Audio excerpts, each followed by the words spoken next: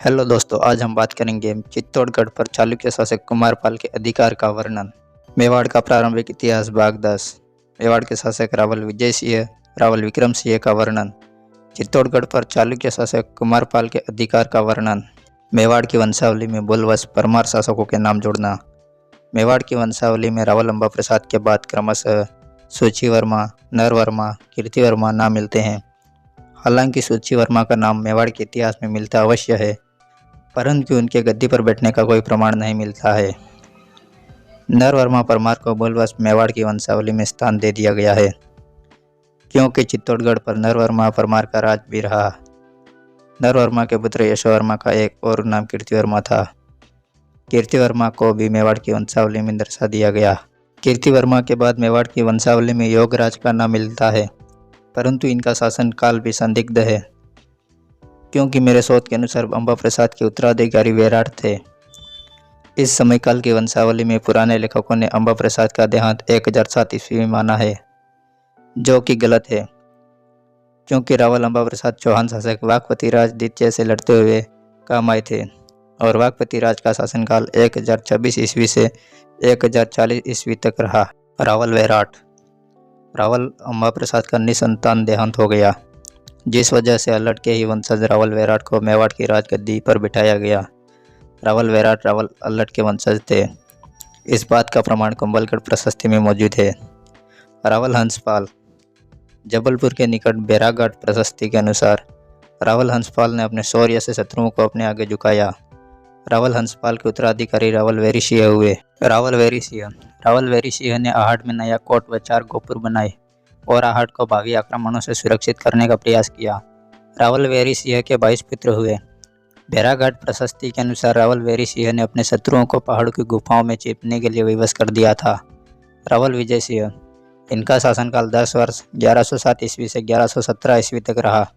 आबू की प्रशस्ति, बैराघाट के अभिलेख व करणबेल के अभिलेख में विजय सिंह का जिक्र हुआ है। मालवा के महान राजा भोज परमार के उत्तराधिकारी जय सिंह हुए। जय सिंह के उत्तराधिकारी उदयादित्य हुए। उदयादित्य की एक पुत्री श्यामल देवी थी। श्यामल देवी का विवाह गुहिल वंशी शासक विजय सिंह से हुआ। विजय सिंह व श्यामल देवी की पुत्री का नाम अल्हण देवी था। अल्हण देवी का विवाह चेदी देश के कलचुरी हेहे वंशी शासक कई कर्णदेव के साथ करवाया गया। बैराघाट में अल्हण देवी का एक शिलालेख मिला है, जो 1156 ईस्वी का है। विजय सिंह ने पालड़ी और कदमाल गांवों को दान में दिया। पालड़ी गांव के वामेश्वर मंदिर में विजय सिंह ने 8 मई 1116 ईस्वी को एक शिलालेख खुदवाया, जिससे पता चलता है कि इस समय तक मेवाड़ के शासकों ने आहट के नज़दीक भागों पर पुनः विजय प्राप्त कर ली थी। इस समय आहट पर तो विजय सिंह शासन कर रहे थे, लेकिन चित्तौड़गढ़ पर मालवा के परमार शासक उदयादित्य के छोटे पुत्र नरवर्मा विजय सिंह की पत्नी के भाई का शासन था। नागपुर संग्रहालय में एक शिलालेख है।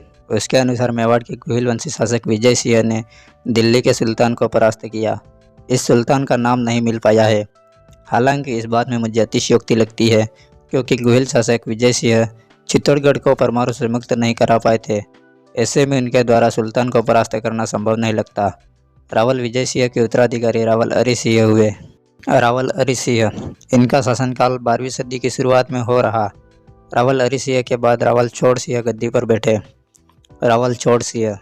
इनके बारे में कोई वर्णन नहीं मिलता है। रावल छोड़ सिंह के उत्तराधिकारी रावल विक्रम सिंह हुए। रावल विक्रम सिंह ये 1149 ईस्वी के करीब मेवाड़ के शासक रहे। इस समय मेवाड़ के कुछ हिस्से पर विजय सिंह का अधिकार था। चित्तौड़गढ़ पर चालुक्यों का अधिकार था। चालुक्य वंशी कुमारपाल का चित्तौड़गढ़ पर अधिकार। जय सिंह सिद्धराज के बाद जब कुमारपाल गुजरात के स्वामी बने, तब चित्तौड़गढ़ पर भी उनका अधिकार रहा। कुमारपाल ने 1150 ईस्वी में चित्तौड़गढ़ दुर्ग में एक शिलालेख खुदवाया। इस शिलालेख में 28 पंक्तियाँ लिखी है। इसमें कुमारपाल द्वारा सपाल दक्ष अजमेर राज्य के चौहान वंशी शासक अर्नोराज अनाजी को परास्त करने के बाद चित्तौड़गढ़ की शोभा को देखने के लिए कुमारपाल के चित्तौड़गढ़ आने व वहाँ के शिव मंदिर को एक गांव भेंट करने का उल्लेख है। मेरुतंग द्वारा रचित प्रबंध चिंतामणि में लिखा है कि कुमारपाल ने अपने रक्षा करने वाले आलिंग कुम्हार को 700 गांव वाला चित्तौड़गढ़ का पट्टा जागीर में दिया। आलिंग के वंशज कुम्हार होने से शर्माते थे। कुमारपाल ने जंगल देश व शाकंभरी अभियानों से लौटते समय 2 बार चित्तौड़ की यात्रा की थी। 1150 ईस्वी में कुमारपाल ने मोरवाण व डुंगला के बीच स्थित पालोद गांव में स्थित ब्रह्मा मंदिर के प्रतिष्ठा समारोह में भाग लिया और भूमिदान भी किया। कुमारपाल ने चित्तौड़गढ़ दुर्ग में समदेश्वर महादेव मंदिर के दर्शन किए। गुजरात के सोलंकियों के इतिहास के अनुसार 1159 ईस्वी में कुमारपाल का विवाह मेवाड़ की राजकुमारी कृपा सुंदरी से हुआ। हालांकि मेवाड़ के ग्रंथों में इस विवाह का कोई उल्लेख नहीं है। अगले भाग में हम चालुक्य व गोहिलों के बीच संघर्ष व मैत्री का विस्तार से वर्णन करेंगे। और अगर तुम लोगों को ये वीडियो पसंद आई तो यार लाइक मार दो, और नहीं आई तब भी लाइक मार दो, क्योंकि फर्क नहीं पड़ता। सही बता रहा हूँ, फर्क नहीं पड़ता, बस लाइक मार दो। और अगर तुम लोग नए हो तो सब्सक्राइब करो, वो जो लाल वाला बटन है उस पर कुछ भी फेंक के मारो, ये माइक फेंक के मारो, ये कैमरा फेंक के मारो, मैंने उल्टा बोल दिया लेकिन मुझे फर्क नहीं पड़ता है, बस सब्सक्राइब करो, मुझे नहीं पता।